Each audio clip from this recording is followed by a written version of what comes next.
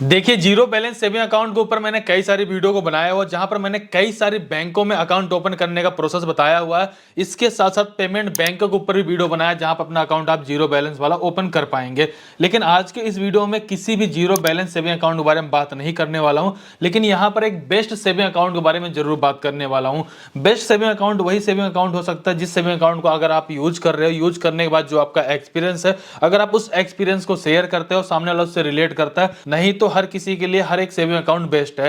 लेकिन मैं बताना चाहूं, मैंने कई सारे बैंकों में अपना अकाउंट ओपन किया, मेरे फैमिली का भी अकाउंट है। लेकिन रिसेंटली मैंने ओपन किया है आईडीएफसी फर्स्ट बैंक में सेविंग अकाउंट, जहां पर मैंने एक साथ अपने पूरे फैमिली का ओपन किया हुआ और उसको यूज करते मुझे कई महीने हो चुके हैं। लेकिन मुझे लगता है कि उससे बेस्ट सेविंग अकाउंट अभी तक मेरे को कोई और देखने को नहीं मिला। जहां तक कि मेरा एसबीआई में भी अकाउंट है, एचडीएफसी में भी है, बैंक ऑफ बड़ौदा में भी है। लेकिन आईडीएफसी में जो मैंने सर्विसेज महसूस करी है, जो चीजें मैंने वहां पे फेस किया, उससे अच्छा मेरा कोई भी सेविंग अकाउंट नहीं लगा। लेकिन ये मेरा अपना पर्सनल एक्सपीरियंस है। मैं अभी आपको सारी चीजें एक्सप्लेन करूंगा। अगर आपको सही लगे तो अपना अकाउंट ओपन करिएगा, नहीं तो आपको जहां सही लगता है आप उसको ओपन करिए, इसमें कोई दिक्कत वाली बात नहीं है। अगर मैं आईडीएफसी का ही नाम ले रहा हूं तो भाई कुछ सोच समझ के ले रहा हूं। सबसे प्लस पॉइंट बारे बात करते हैं। यहाँ पर देखिए, अगर आप कहीं से भी लोन लेते हैं, लोन लेने के बाद देखेंगे आपका हर महीने का इंटरेस्ट आपके ईएमआई के साथ जाता है। लेकिन अगर आपका बात करूं, मेरा बैंक ऑफ बड़ौदा में अकाउंट है, उसमें काफी अच्छी पेमेंट भी आती जाती रहती है। लेकिन आज तक मुझे यही नहीं पता चल पाया कि मेरे सेविंग अकाउंट में मुझे कुछ इंटरेस्ट भी मिलता है या नहीं मिलता है। लेकिन आईडीएफसी फर्स्ट बैंक मैंने देखा, अगर आपका 50,000 रुपए है, 5 रुपए है, 10 रुपए, चाहे जितने भी पैसे होंगे, हर महीने का जो भी इंटरेस्ट बनता है वो आपके सेविंग अकाउंट में बकायदा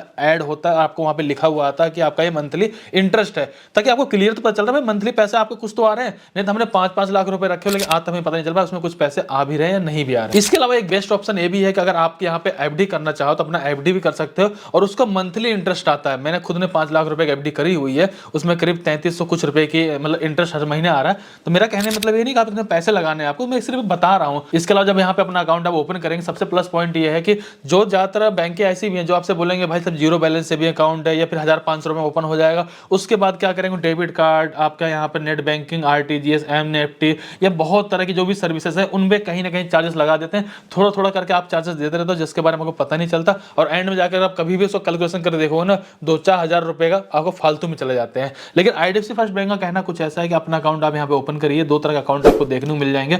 इनिशियल फंडिंग आपको करनी पड़ती है, वो पैसे आपके अपने, जरूरत पड़े आप तुरंत निकालो, उसका यूज करो, कोई मतलब नहीं। अगर आपको ऐसा लगे भाई मेरे पैसे ब्लॉक हो चुके, पैसा आपके ब्लॉक नहीं होता, आपकी जरूरत के पैसे आप उसको यूज कर सकते हो, कोई प्रॉब्लम नहीं है। और ऐसा भी जरूरी नहीं है आपको उसमें हमेशा ही, मान लीजिए आपने 10,000 रुपए अकाउंट ओपन कर लिया, 10,000 रुपए हमेशा ही मेंटेन करना, ऐसा भी नहीं है। सारी चीजें मैं आपको एक्सप्लेन करूंगा। चलिए बात देखते हैं कौन सा अकाउंट है, कैसे आपको ओपन करना है, इसके बारे में पूरी जानकारी को शेयर करता हूं।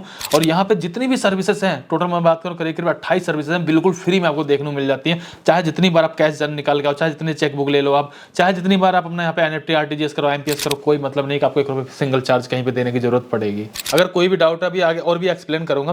फिलहाल मैं आ चुका हूं आईडीएफसी फर्स्ट बैंक के ऑफिशियल वेबसाइट पे। यहाँ पर आने के बाद देखिए जीरो फीस बैंकिंग आपको देखने को मिल जाएगी। और अगर हम यहाँ पर बात करें तो यहाँ बहुत सारी सर्विसेज दी गई हैं, जैसा कि अगर आप यहाँ पे क्लिक करके देखना चाहें तो आपको सारी सर्विस, मतलब जो हमारी जरूरत की चीजें हैं, XYZ, एसएमएस अलर्ट से लेकर के कैश विड्रॉ से लेकर के कुछ भी कर लो आप, वो सारी सर्विसेज आपको यहाँ पे देखने को मिल जाए, वो सारी सर्विसेज आपको फ्री में देखने को मिल जाएंगी। अगर आप यहाँ पे अपना अकाउंट ओपन करना चाहते हो, सिंपल सी बात है, अपने आधार कार्ड से लिंक मोबाइल नंबर को आप यहाँ पे एंटर कर देंगे। यहाँ पे आने के बाद सिंपल से अपना डेट ऑफ बर्थ यहाँ पे एंटर कर देंगे। इसके बाद अपनी एक ईमेल आईडी को यहाँ पे एंटर कर देंगे। जो आपका पैन कार्ड का नंबर है, पैन कार्ड का नंबर यहाँ डालेंगे, और 12 डिजिट का जो आधार कार्ड का नंबर है वो नंबर यहाँ पे डालेंगे। गेट ओटीपी पे क्लिक करेंगे, आधार कार्ड से लिंक मोबाइल नंबर पे एक ओटीपी है, ओटीपी डाल देंगे। इसके जस्ट बाद देखेंगे यहाँ पर आपको अपना प्रोफेशनल और पर्सनल इन्फॉर्मेशन देनी है, जिसमें कि सबसे पहले ऑक्यूपेशन सेलेक्ट करना है कि आप करते क्या हो, सैलरी पर्सन हो, सेल्फ एम्प्लॉयर हो, स्टूडेंट हो, हाउस वाइफ हो, फार्मर हो, यानी कि कोई भी बंदा आकर के अपना अकाउंट यहाँ पे ओपन कर सकता है। इसके जैसे मान लीजिए अगर मैंने यहाँ पे स्टूडेंट सेलेक्ट कर लिया है या फिर सैलरी सेलेक्ट कर लिया, तो मेरे को यहाँ पे बताना पड़ेगा, मान लीजिए जो मेरे पास पैसे आते हैं वो पैसे आते हैं कहाँ से, मतलब कोई भाई इनकम का मेरे पास कोई सोर्स है, मैंने पैसे को इन्वेस्ट कर रखा है, पेरेंट्स से मिलता है, सैलरी से आता है या बिजनेस से आता है, अपने आप अपने अकॉर्डिंग यहाँ पे सेलेक्ट कर लेंगे। इसके बाद यहाँ पे ग्रोस एनुअल इनकम पूछी जाती है, यानी पूरे साल में आपको कितनी इनकम होती है। आप इसमें 1000, 2000, 5000, 50,000, 5 लाख जितना मन करे उतना डाल सकते हो। इसका कोई वेरिफिकेशन नहीं होता, सिर्फ एक एवरेज के लिए पूछा जाता है। वहीं देखेंगे यहाँ पे आपको अपने मदर का फुल नेम एंटर कर देना है। इसके जस्ट बाद नीचे आ जाएंगे तो आपको यहाँ पे क्लियर मेंशन किया था भाई कि आपको यहाँ पे जो इंटरेस्ट दिया जाएगा वो 7.25% का इंटरेस्ट दिया था, लेकिन अप टू 7.25% है। तो यहाँ पे स्लैब वाइज बनाया गया। मैं आपको एक बार चार्ट यहाँ पे डाल दूंगा, या इनकी वेबसाइट जाकर विजिट कर चेक कर लोगे तो इसमें भी एक हिस्सा है कि मान लीजिए कि 5 लाख रुपए तक आपको 3% मिल रहा है, 10 लाख तक आपको यहाँ पे 4% मिल रहा है, फिर 50 लाख के ऊपर आपको जाने बाद 6% मिल रहा है। इस तरीके से स्लैब वाइज है ये, तो आप मैक्सिमम मत सोचिएगा, लेकिन 3-4% तो आपको मिल ही जाएगा। अब यहाँ पे अगर बात बात करें जो भी आपका इंटरेस्ट रहेगा वो मंथली आपके अकाउंट में क्रेडिट हो जाएगा, 0 चार्जेस देना पड़ेगा, जिसके बारे में आपको पहले मैंने एक्सप्लेन कर दिया है। अब यहाँ पर देखोगे आपका अकाउंट ओपन करने वाला आपको 2 तरह का अकाउंट देखने को मिल जाएगा, जिसमें देखेंगे आपको भाई 10,000 रुपए एवरेज बैलेंस मेंटेन करना पड़ेगा, दूसरा आप देखेंगे 25,000 रुपए का एवरेज बैलेंस मेंटेन करना पड़ेगा। सेम इसी तरीके से देखेंगे इसमें आपको बेनिफिट भी अलग अलग तरह के देखने को मिल जाएगा। अगर आपके पास ऑलरेडी पहले से कोई डेबिट कार्ड है या फिर क्रेडिट कार्ड है, इसमें एयरपोर्ट का लोन एक्सेस है, तो मुझे नहीं लगता 25,000 रुपए खर्च करो, सिंपल सी बात, अपना 10,000 रुपए ही अपना अकाउंट ओपन कर लो। लेकिन जैसा अपना यहाँ पे आप 10,000 रुपए में अकाउंट ओपन करोगे, उसी तरीके से बेनिफिट आपको यहाँ देखने को मिल जाएंगे। 25,000 रुपए में थोड़ा सा बेनिफिट आपको ज्यादा देखने को मिल जाएगा। सो अपने हिसाब से आप यहाँ पे डिसाइड कर लीजिएगा, आपका जैसा भी यहाँ पे बजट बने उसके अकॉर्डिंग अपने अकाउंट को आप यहाँ पे ओपन करिएगा। और जैसे कि अगर मान लीजिए अगर आप यहाँ पे 10,000 वाला अकाउंट सेलेक्ट कर लेते हो और मान लीजिए आप ग्रामीण इलाके गाँव के इलाके से आते हो, तो आपको जो एवरेज बैलेंस मेंटेन करना सिर्फ 2500 रुपए ही करना होता है। और जो आपका ये पैसा है अपने अकाउंट में डाल रहे, जरूरत पड़े तो अपना निकाल करके उसको यूज करके दोबारा डाल लोगे, कोई दिक्कत वाली बात नहीं है। अकाउंट आप जैसे ओपन करने के लिए नीचे की तरफ आओगे, आपसे पूछा था क्या आपको यहाँ पे नॉमिनी ऐड करना, अगर ऐड करना सिंपल से यस पे क्लिक करेंगे, नॉमिनी का नाम इंटर करेंगे, नॉमिनी साथ आपका रिलेशन क्या है उसको सिलेक्ट करेंगे, नॉमिनी का एड्रेस अगर आपका एड्रेस सेम है तो सिंपल से सेम पे क्लिक कर देंगे, टिक पे, नहीं अगर सेम है तो आप सिंपल से वहाँ पे उनका एड्रेस भी फिलअप कर सकते हैं।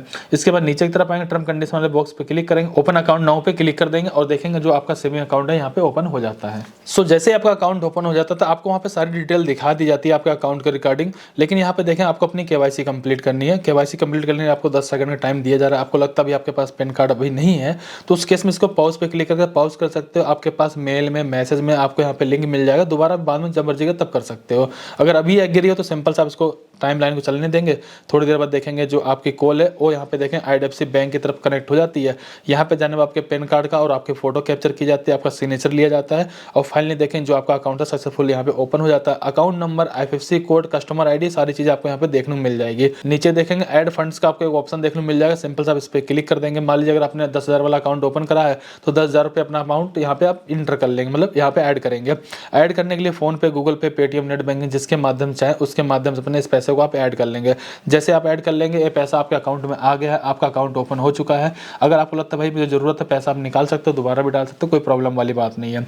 जो भी आपका अकाउंट डिटेल मिली हुई है IDFC फर्स्ट बैंक के जो मोबाइल बैंकिंग एप्लीकेशन आते हैं उसको डाउनलोड कर लेंगे, ओपन पे क्लिक करके यहाँ पे जाने के बाद उस बैंक की डिटेल को डालते हुए अपने अकाउंट को फुल्ली मैनेज कर पाएंगे, यूज कर पाएंगे। इसके बाद 2 से 4 दिन के अंदर आपके घर पे डेबिट कार्ड, चेकबुक वगैरह सब कुछ आपके घर पे बनकर आ जाता है। जब भी जरूरत पड़े आप दोबारा से चेकबुक वगैरह ले सकते हैं और अपने नजदीकी किसी भी IDFC फर्स्ट बैंक में जाकर किसी भी सर्विस के लिए आप बातचीत भी कर सकते हो, आपका काम हो जाता है। और यहाँ पे जो सर्विस है काफी अच्छी दी जाती है, मतलब मैंने जो लोकल ट्राई करा जा करके। और रही बात जो एवरेज बैलेंस मेंटेन करने वाली जो बात आपके दिमाग में चल रही थी, मान लीजिए मेरे को अगर यहाँ पे 10,000 रुपये मेंटेन करना है तो इस तरीके से अगर आप देखेंगे भाई एक महीने के अंदर, मतलब अगर मैं देखूँ 10,000 रुपये, मैंने 3 लाख रुपये मेरा अकाउंट होना चाहिए।